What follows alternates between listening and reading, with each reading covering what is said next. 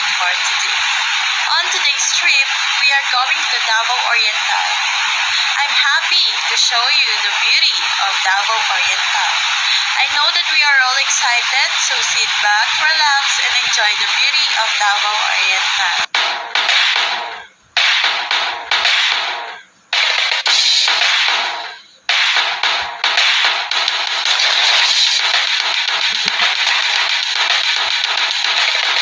Davao Oriental is known for its natural beauty including waterfalls, beaches, islands, and the Hamiguitan Mountain Range Wildlife Sanctuary. So here are some tourist spots that you can find here at Davao Oriental. So our first tourist spot in the city was the Sleeping Dinosaur Island. Sleeping Dinosaur Island is an island that is given this name because it resembles a resting plesiosaur, a type of aquatic dinosaur. You can observe this from Bades Point in Dawan, which has an observation deck for viewing Sleeping Dinosaur Island.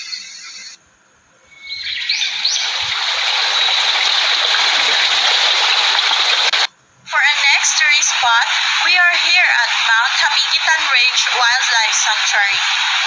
This site is a lush mountain ridge that's a safe haven for various animals and plants that are endemic to the area. It is home to the Philippine eagle. Despite being a jungle, it is also home to aquatic habitats, making it a diverse wildlife sanctuary. Its impressive elevation is responsible for its unique ecosystems, and it was named a UNESCO World Heritage Site in 2014.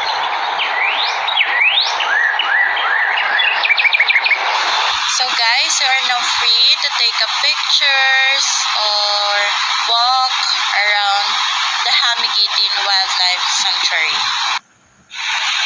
So come on guys, let's go back to our bus and let's have a counting so that I can know you're all complete.